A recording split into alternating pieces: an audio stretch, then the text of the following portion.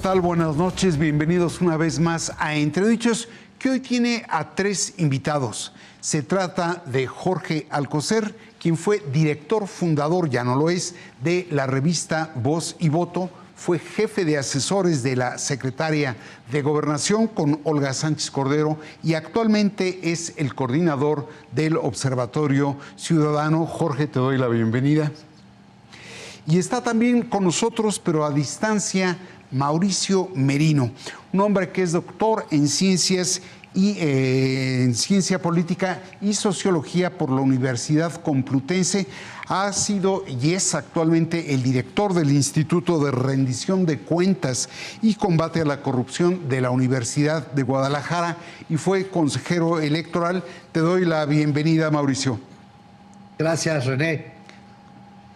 Y está también con nosotros nada más y nada menos que el consultor, director de encuestas y estudios de opinión del Financiero, Alejandro Moreno, a quien le doy la más cordial bienvenida. René, muchas gracias. Y me quedo contigo, Alejandro, porque parte de lo que la gente está esperando esta semana hasta el día de mañana, que será miércoles y ya no será posible tener más encuestas, ¿cómo llegan en materia de estudios demoscópicos las candidatas y el candidato presidencial? Mañana es el último día de publicación, René. También es el último día de campañas. Se vendrán los 3 días de veda previos a las elecciones. Y bueno, lo que nos han dejado ver las múltiples encuestas publicadas es quizás 2 mensajes. El de la ventaja bastante amplia para Claudia Sheinbaum, en donde vemos encuestas publicadas con una ventaja significativa.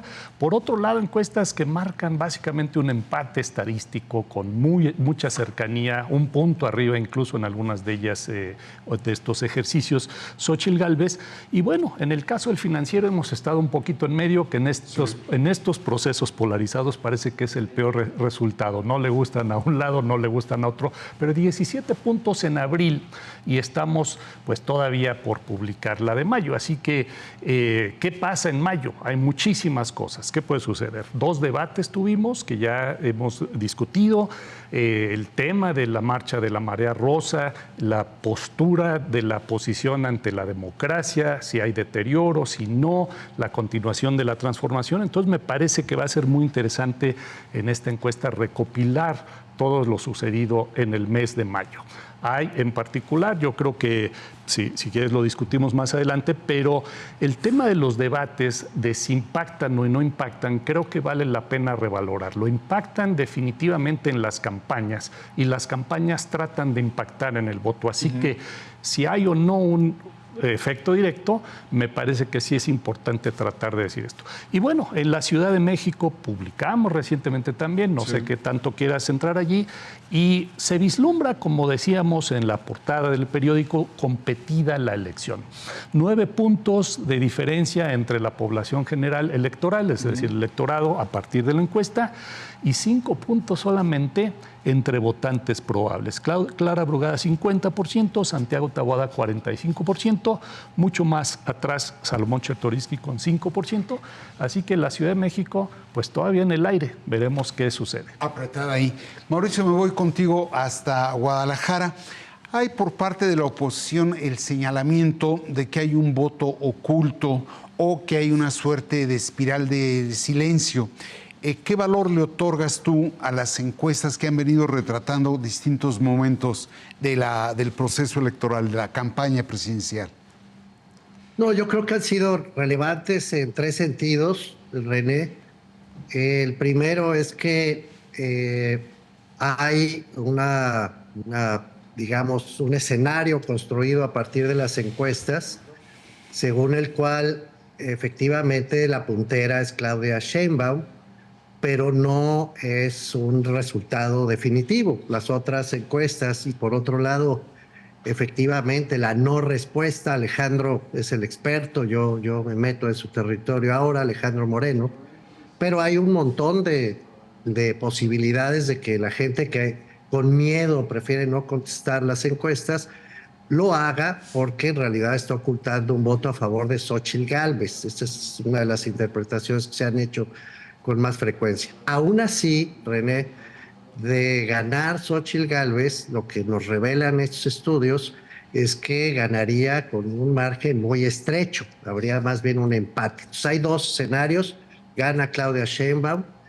con más o menos holgura, o se produce un empate donde Xóchitl Gálvez estaría a la cabeza. Esto me hace pensar en el 2006, nada más que un 2006 acrecentado por la presencia del presidente López Obrador y por su discurso reiterado en el sentido de que la única posibilidad que habría para que Claudia Sheinbaum no sea la futura presidenta de México es un fraude, o lo que él llama el golpe de Estado técnico. Muy- Esto es muy, muy preocupante. La segunda cuestión, René, y voy rápido, por es favor. que las mismas encuestas, o por lo menos buena parte de esas mismas encuestas, nos dicen, sin embargo, que Morena no tendría la mayoría calificada en el Congreso. Entonces, pues ahí están los anticipos, digamos, que nos regalan las encuestas. Pero, insisto, hay que esperar al domingo 2 de junio. Muy bien. Jorge, todo el mundo ya puso la palabra Mauricio. Curiosamente, la fuerza, el movimiento en el poder está hablando de un fraude. Y en esto hay algo paradójico. Han presumido una distancia considerable, supuestamente de 2 dígitos, en la ventaja frente a la contendiente principal, que sería Xóchitl Gálvez. ¿Cómo explicar, por un lado, que el grupo que está en el poder hable de un posible fraude y que a la vez, teniendo esa ventaja, denuncie la posibilidad del fraude? Empezaría, René. Primero, buenas noches. Buenas noches, Alejandro. Buenas noches, Mauricio. A ver, déjenme introducir una clasificación distinta para las encuestas. Yo diría, hay 3 tipos de encuestas en esta temporada: las pagadas por Morena y el gobierno, las pagadas por la oposición. Ahí separo Maines por un lado y por otro Xóchitl y sus partidos que la respaldan, y las no pagadas por partidos políticos, que es el caso de Alejandro. No quiero descalificar por el hecho de que estén pagadas por el partido, por partidos o por el gobierno. Solo quiero dejar sentado que tenemos una anormalidad respecto de procesos anteriores, y esa anormalidad es el número muy elevado de encuestadores que están trabajando de manera directa para el gobierno o para Morena o para alguno de los partidos de la alianza de Morena. Eso no lo habíamos visto en el pasado, y me parece que además es delicado que en muchos casos no se informa al lector a quien va dirigida la encuesta para que se informe de esa situación. Me parece que hay un principio ético y de transparencia que obligaría al encuestador a informar cuando la encuesta que está publicando, difundiendo, ha sido pagada por un partido político. Es cierto que conforme las reglas del INE, esta información tendrían que darla al INE. Revisamos nosotros en la revista Voz y Voto los últimos reportes del INE y siguen siendo opacos, poco claros y muy retrasados en la información. Es increíble cómo el INE perdió el músculo, perdió la eficacia, perdió la capacidad de respuesta que le vimos en el pasado. Lo dejo anotado en términos de tener cuidado. Reitero y repito, no estoy descalificando a nadie, estoy simplemente poniendo sobre la mesa un elemento que no vimos en el pasado. Y ahí viene también la sorpresa, rápidamente, de lo que tú preguntas, René, de lo que comentas. Pues sí, es un poco bizarro, un poco extraño que quien dice tener 25 puntos, bueno, hay quien le dio 35 puntos, yo les decía, se les va a pasar la mano, al rato van a decir que eso ya suma 110%. Pero bueno, que a quien le dan 25 o 30 puntos de ventaja, advierta que puede haber fraude. Ah, caray, eso está muy raro. En todas nuestras experiencias, tú mismo como periodista, Mauricio como consejero, como investigador, Alejandro como encuestador, quienes hemos dado algunos añitos ya en estas lides, pues sabemos una cosa, generalmente los que denuncian fraude son las oposiciones. Sí, no a la inversa. No a la inversa, y mucho menos cuando ese inverso dice que tiene 25 puntos de ventaja, pues sí suena un poco raro. Y más bien deberíamos preguntarnos, bueno, yo me pregunto, ¿y qué hay detrás de eso? ¿O es simplemente cháchara propagandística para divertimento de su público? ¿O aquí hay gato encerrado, diría el clásico? Dejo la pregunta de ese tipo. Muy bien, regreso contigo, Alejandro. Más allá de los estudios demoscópicos que nos dan una fotografía que vale para el momento en el que fue tomada, hay otros ingredientes que es el propio desempeño de las candidatas y el candidato presidencial.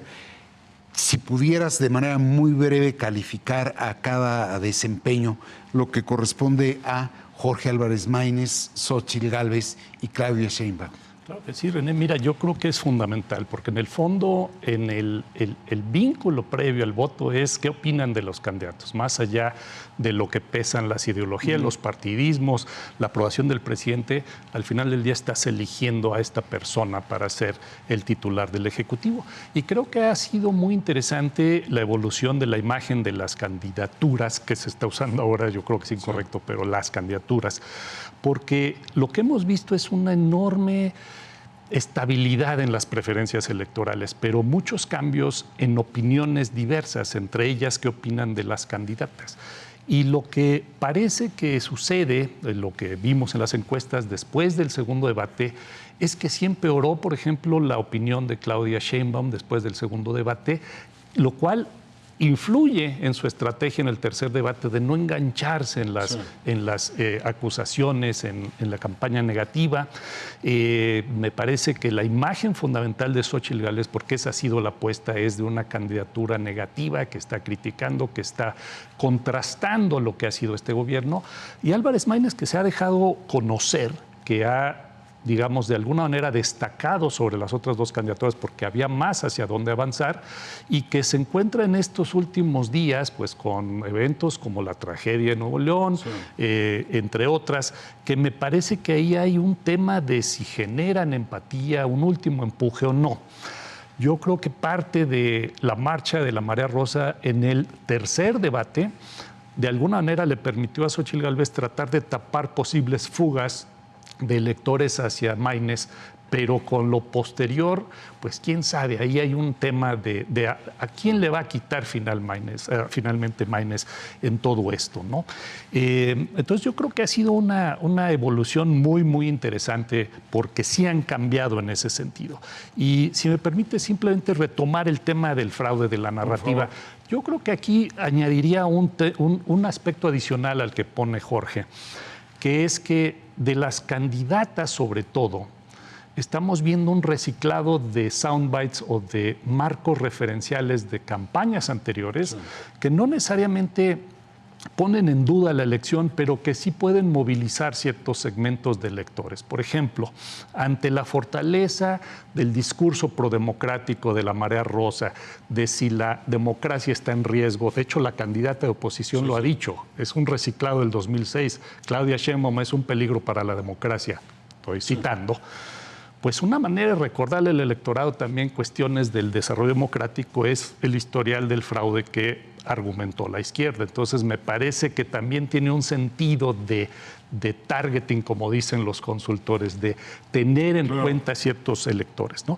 Por otro lado, pues este tema del peligro de la democracia, como evocando aquel peligro para el país del 2006, pues va hacia ciertos tipos de electores que pueden o no responder a ello. Es decir, creo que se está jugando aquí el tema de la democracia, entre otros. No es el único, pero como comentaba en algún momento hace poco, creo que ambas candidaturas, sobre todo las dos punteras, sí están tratando de apropiarse del tema. ¿A quién pertenece el tema de la democracia? Una candidatura de izquierda como Claudia Sheinbaum, que pertenece a un grupo que históricamente fue parte de esa lucha democrática, o a la, vamos a llamarle centro derecha, con una candidata de oposición que apela a este digamos, ansiedad, peligro, preocupación de que la centralización de poder, de que la separación de poderes, de que la integridad electoral, pues están en riesgo con el gobierno actual y entonces está en juego la democracia. Creo que se puso en medio de la discusión. Interesante esa interpretación. Paso contigo, Mauricio.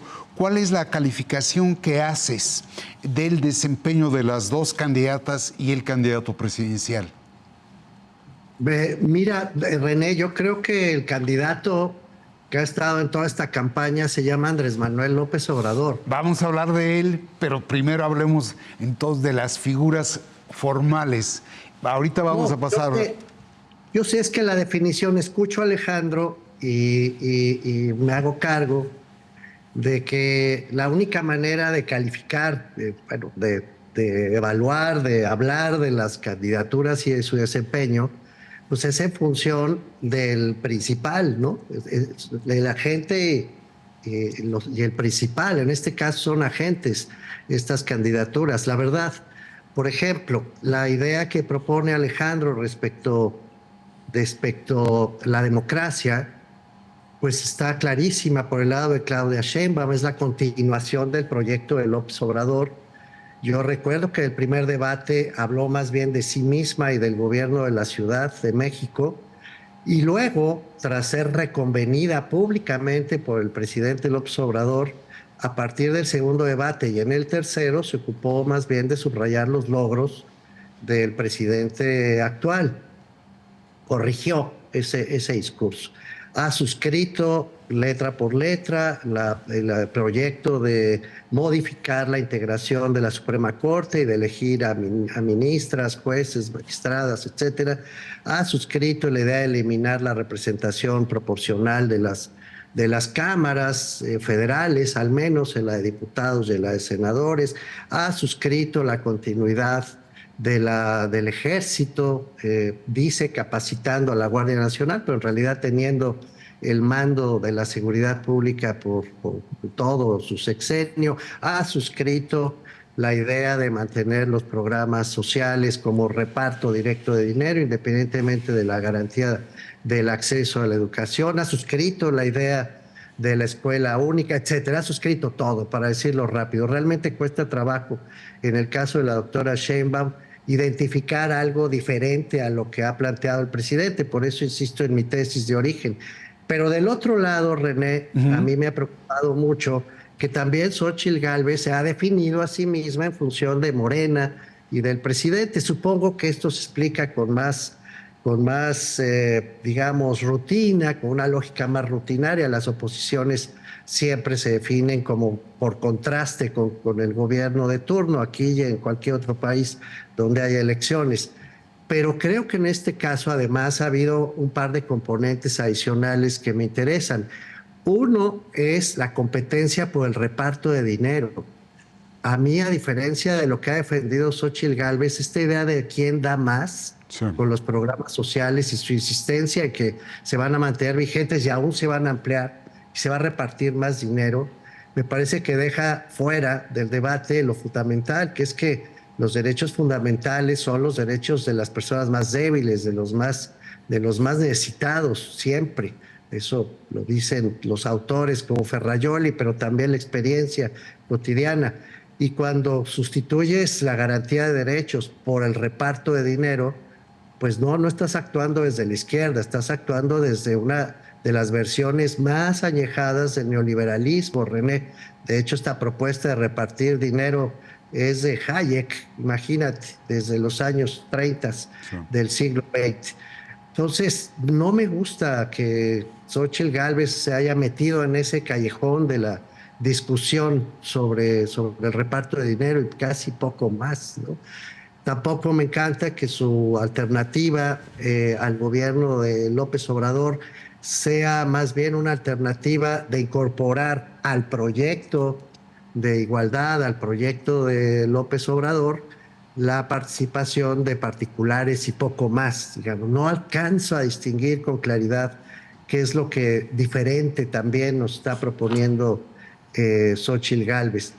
Le ha pesado mucho, además, que la presente el PRI, PAN y el PRD, ¿no? Alito Moreno, Marco Cortés, no no creo que tenga que decir mucho más al respecto. Maines a mí me ha sorprendido mucho. Fíjate, René, que algo que tú sabes, porque lo hemos conversado varias veces, a mí la propuesta socialdemócrata de Movimiento Ciudadano me ha venido gustando con el paso de los años. Me gusta la idea de que haya un partido socialdemócrata. No encuentro que Maines haya correspondido con esa idea, la verdad. Me parece que su propuesta ha sido incluso contradictoria en buena medida con la propuesta socialdemócrata, ha sido más bien de élite, de mucha música, de mucho ruido, Sí. pero poco consistente, la verdad, con las ideas que dice defender su propio partido. Y no tengo ninguna duda, y ahí sí no lo entiendo, a lo mejor Jorge nos lo explica mejor. Yo simplemente no entiendo por qué se fue contra Xóchitl Gálvez si lo que quieres es ganar la presidencia, no al segundo lugar. Eso se hace cuando quieres aliarte con el que va a ganar, Claro. pero no cuando quieres ganar. A mí, o sea, ni le entiendo ni lo sigo. No sé qué ha hecho Maines.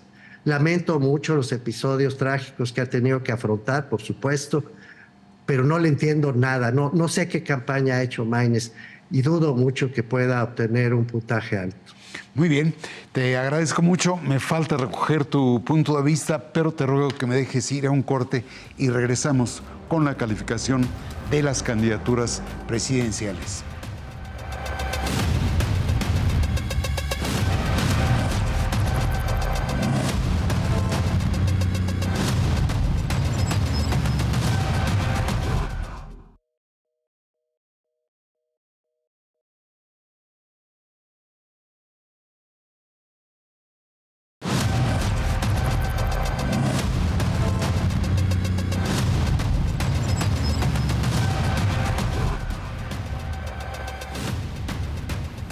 Pues estamos ya de vuelta en esta mesa de análisis previo al cierre de la campaña presidencial o de las campañas, debo de decir, y estábamos recogiendo el parecer, la calificación sobre el desempeño de las candidatas presidenciales, así como del candidato presidencial, y era tu turno, te ruego la mayor brevedad. Gracias, René. Es poco lo que puedo agregar a lo que ya dijeron Alejandro y Mauricio. Contraste de candidatas, ya se digo aquí, parecía una competencia de quién da más programas sociales, quién da más dinero, quién ofrece más. Por el lado de la democracia, un claro contraste ahí sí. Las últimas intervenciones en debates, uno conducido por ti, René, con la candidata Sheinbaum, nos dejan ver cosas preocupantes. Su clara definición de que ella considera que no hay militarismo en lo que estamos viviendo. No sé en qué país vive, pero ella dice que no existe eso y que va a mantener la militarización de la Guardia Nacional, que es inconstitucional.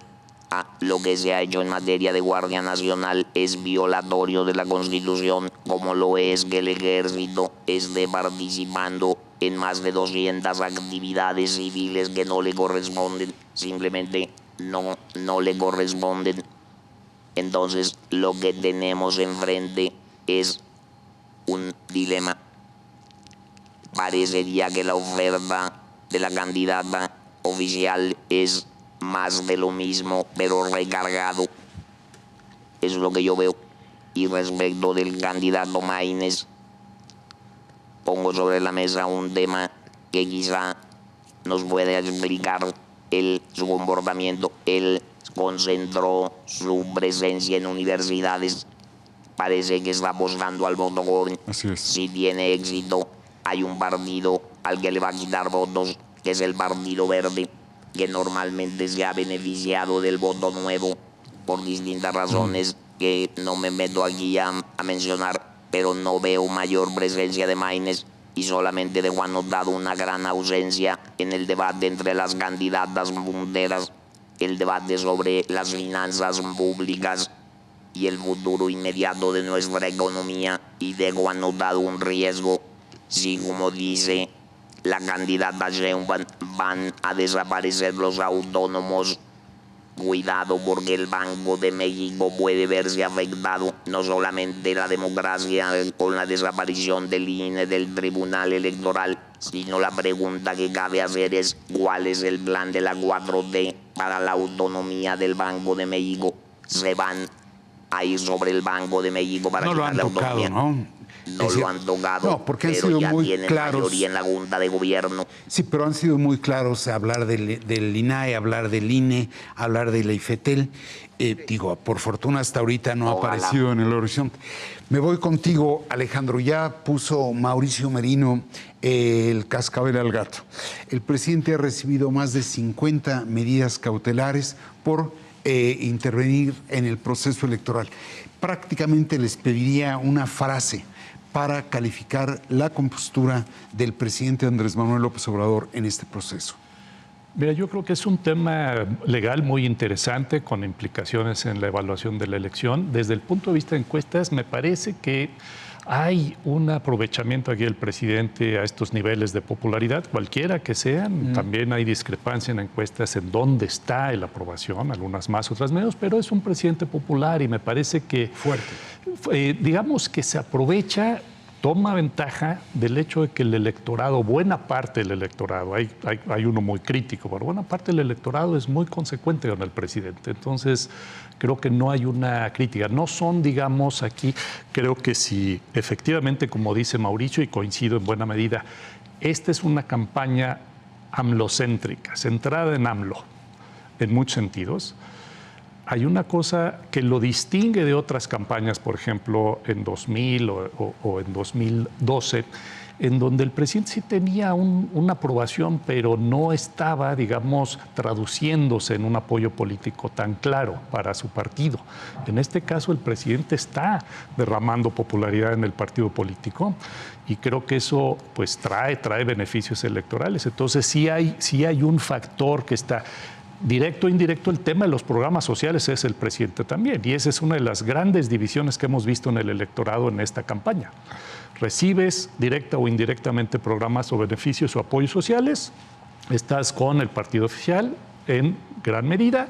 Si no recibes, pues entonces lo más probable es que votes por la oposición. Es una de las divisiones políticas electorales que hemos visto en esta temporada, entre otras, pero creo que muy importante, lo cual nos explica el intento, o por lo menos nos ayuda a interpretar el intento de Xóchitl Gálvez de tratar de atraer ese voto duro obradorista que recibe apoyos sociales. Muy bien. Mauricio, tú eres el que sacó el tema a colación. ¿Tu opinión de la compostura presidencial en este proceso? No, pues es ilegal, así de lisa y llana. Decías que una sola palabra. El presidente se ha portado de una manera muy desleal, si quieres, añado esta otra, con las reglas del juego democrático. Y además lo ha hecho pues, de una manera muy, muy ostensible, incluso con sarcasmos, con sorna, como haciendo una gran travesura política con el respaldo de la gente que lo apoya, ¿no? Simplemente es ilegal. Ahora, yo tengo dos preocupaciones, René, en relación con la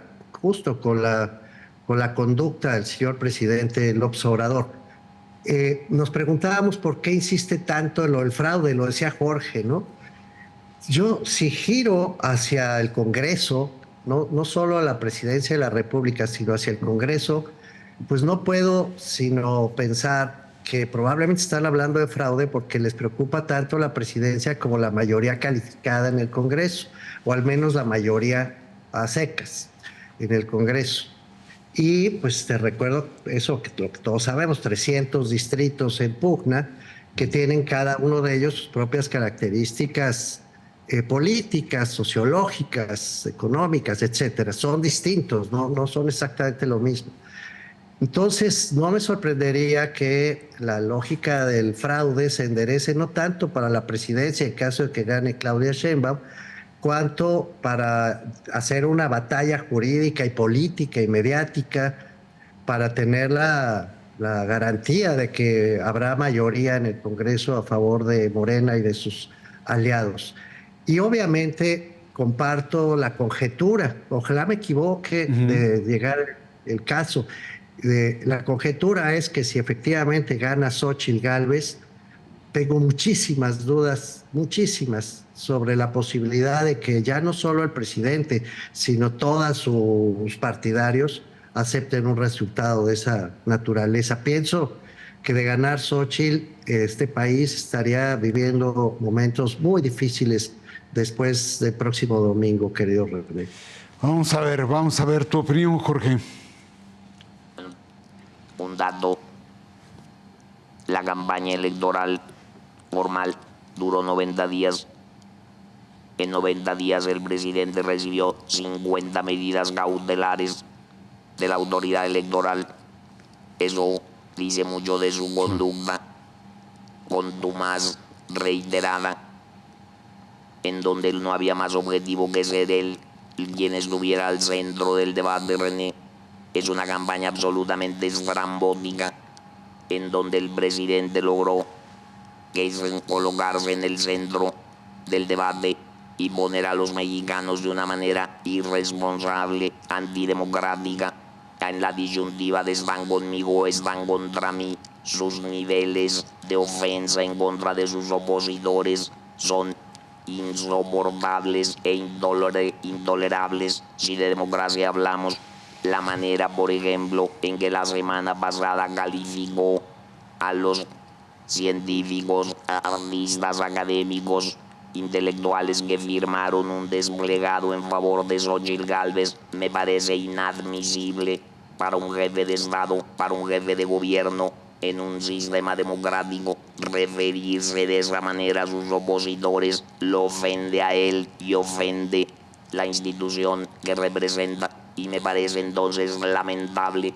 Creo que en esta campaña lo más lamentable tiene nombre y apellido, se llama Andrés Manuel López Obrador, es mi opinión. Muy bien. Alejandro, hay un actor también en este proceso electoral que es el árbitro, el Instituto Nacional Electoral, que pareciera haberse quedado, ellos argumentan no tener dientes, porque hubo pre-campaña con candidatos únicos y desde luego campaña. ¿Cuál es tu parecer sobre la forma en que se ha desempeñado el Instituto Nacional Electoral?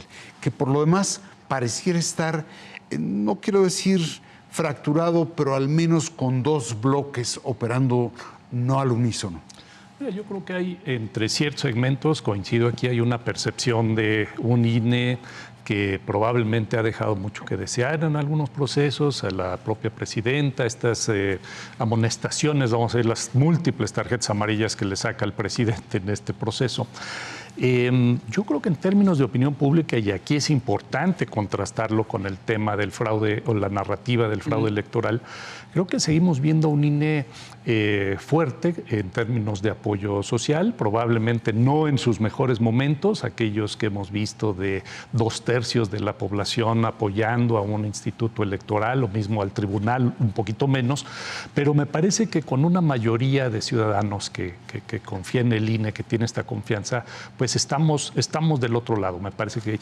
Y hay que señalar que el IFE, desde sus tiempos y después el INE, pues realmente aquí Mauricio, Jorge recordarán, nunca fueron consensuados los apoyos al IFE, al INE, siempre eran partidistas. Los que ganaban las elecciones solían expresar más confianza en el IFE o en el INE, o quienes iban adelante en encuestas en un proceso electoral, y quienes no confiaban menos. Por ejemplo, seguidores de López Obrador, cuando era opositor, pues confiaban poco en el IFE-INE. En 2018 y 2021 fueron dos elecciones cuando el INE consensuó, dejó de ser un factor polarizante o por lo menos divisivo, y tanto tirios como troyanos confiaban en la institución electoral. Hay que ver, y creo que aquí tendremos elementos en estas últimas encuestas de mayo para corroborarlo.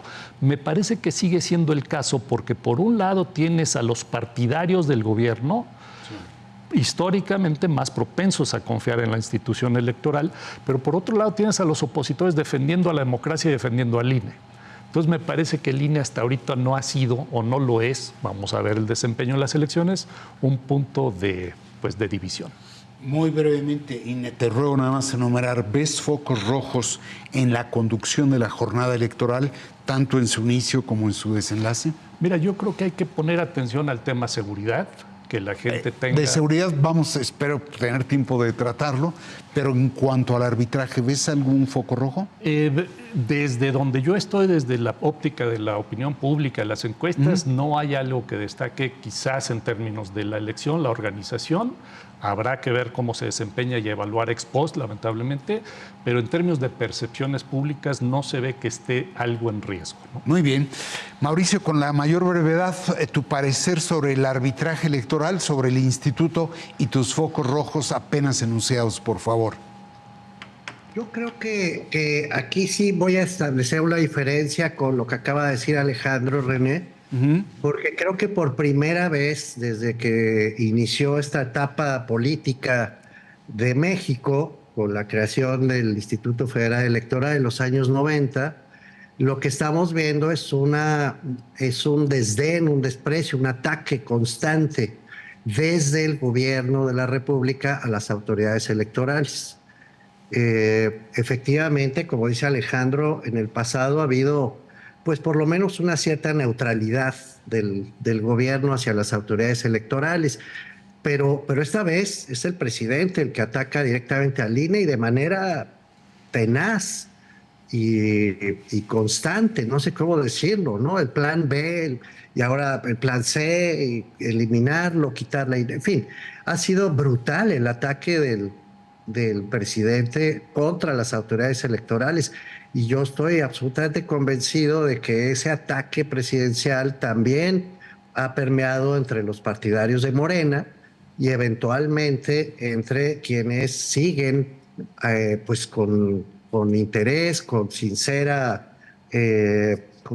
afecto al partido en el gobierno. René, sí me parece importante marcar esta diferencia porque vuelvo a la carga. Dentro de unos días vamos a saber qué consecuencias políticas tuvo ese ataque constante del presidente a las autoridades electorales. Bueno, sí creo que el INE ha sido muy débil, primero y a todas luces, con esto de las campañas anticipadas. Todo este cuento de que iban a elegir coordinadores de no sé qué historia de la 4T y luego los de enfrente, coordinadores del frente. Nada, eso es ilegal completamente y el INE acabó haciendo la vista gorda, también el tribunal. Luego se volvió a equivocar con el asunto de las precampañas, cambiaron los criterios respecto a la necesidad de informar cuánto dinero estaban usando los partidos para sus precampañas y volvieron a hacer la vista gorda. Y creo que ha habido un flujo de apoyos desde el Estado, otra vez desde los gobiernos, ya no solo el presidente, que todos y todas hemos visto en las calles reflejadas por todos lados, sin que el INE se haya pronunciado con suficiente fuerza. Los llamados al orden al presidente, en efecto, han ocupado la agenda pública, pero ha sido mucho más que eso y el INE ha sido, en mi opinión, omiso. Yo espero que los conteos rápidos dicen que van a ser como 10 conteos en la próxima elección. Te recuerdo que son 20,708, si el dato no se me escapa de memoria, los cargos que están en disputa. Y entonces, híjole, René, hay muchos riesgos de organización por el tamaño de la elección, por el número de candidaturas y por la tensión que ha inyectado el gobierno mexicano y el partido oficial a esta elección. Ojalá me equivoque mucho y ojalá les vaya muy bien, como siempre desde hace décadas, pero creo que sí ha sido un INE muy, muy frágil. Y por cierto, peleado internamente. Jorge.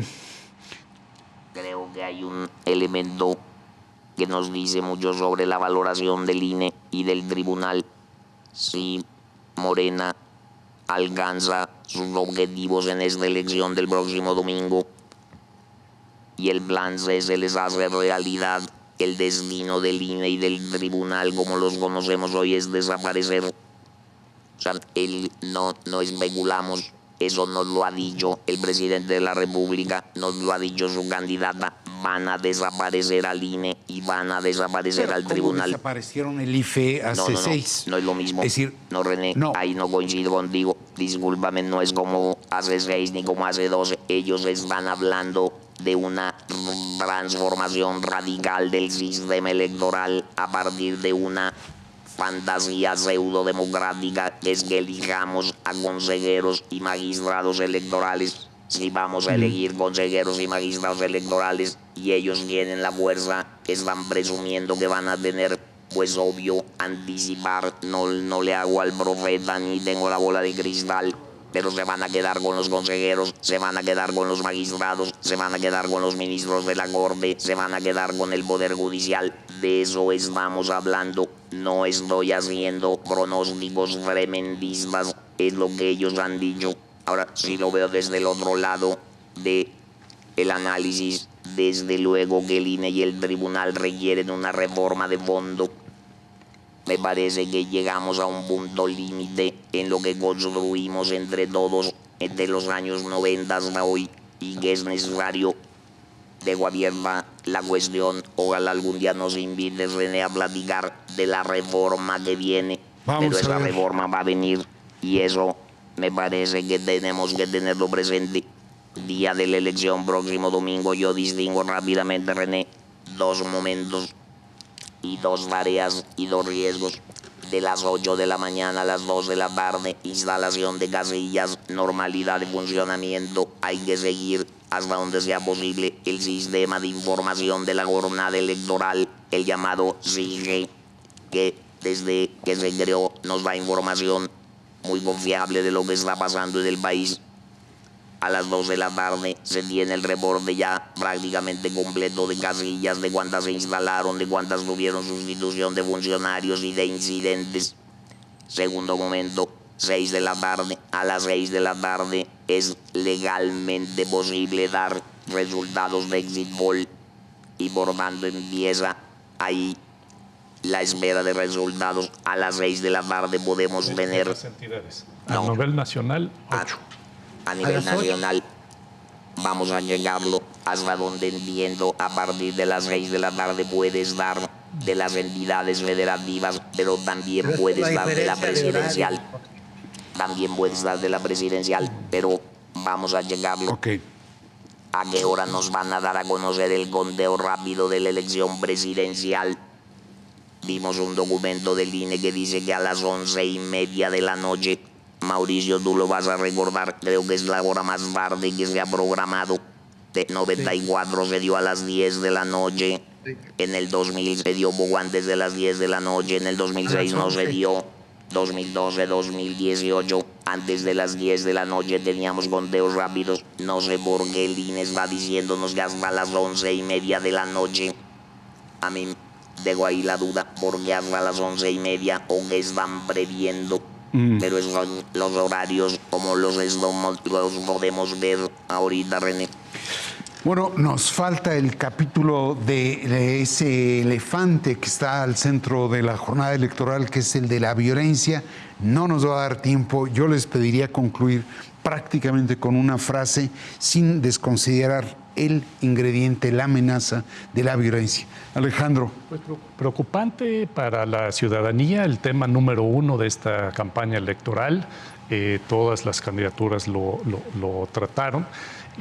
Habrá que estar al pendiente. Esperemos tener una elección limpia, sin incidentes. Pero si me permites, muy breve. Por favor. Algo que estaba pensando en este momento, en esta laguna desde los exit polls hasta los conteos rápidos. En 2000, el presidente Zedillo fue el que anunció. Así es. Hay que ver la posibilidad de que el presidente, con todas estas amonestaciones, dijo ayer por la mañana que él quizás No lo suba va a algo, pero no iba a tener una participación. Bueno, ¿Algo más? Habrá que estar al pendiente. Habrá que estar al pendiente. Mauricio, por favor, tu conclusión sin perder de vista el amago de la violencia. Yo insisto en que estamos frente a dos planos distintos, querido René. Uno es el de que nos ha ocupado prácticamente todos estos debates, que es el presidencial, ¿no? Obviamente es muy relevante, pero el otro es el del resto de los cargos que se eligen a nivel local, y especialmente en materia municipal, pues ya son más de 1,000, según los datos que nos reportan los medios, candidaturas que se han bajado, René, por amenazas del crimen. Lo que quiere decir que los que se han subido, pues están más o menos cerca. Esto es muy peligroso. Lo que estamos viendo a nivel local amerita un estudio por separado. No quiero extenderme más, pero vamos a vivir tiempos muy aciagos en el federalismo mexicano, querido René. Muy bien. Jorge, con la mayor brevedad, por favor. Y recupero lo que dice Mauricio. Creo que el mayor riesgo que tenemos el día de la jornada electoral en términos de violencia criminal es a nivel local. Ahí es donde podemos tener problemas a nivel gubernaturas, a nivel alcaldías. Me parece que ahí es donde tenemos el mayor riesgo y que el contrapeso, el antídoto que podemos esperar que la ciudadanía dé es: vamos a votar, ejerzamos nuestro derecho, salgamos en paz, en civilidad, en orden, sin temor, sin miedo. Que sea una marea ciudadana la que haga imposible que el crimen organizado o cualquiera que pretenda atentar contra la limpieza de la elección y la libertad del voto fracase. Vamos a votar, René, vamos a votar, y eso es el mejor antídoto contra esos riesgos. Pues ahí tiene usted. La jornada electoral está ya enfrente y yo le agradezco desde luego a Alejandro Moreno, a Mauricio Merino y a Jorge Alcocer el hecho de habernos acompañado aquí, y desde luego le agradezco a usted el hecho de acompañarnos en Entredichos. Muchas gracias.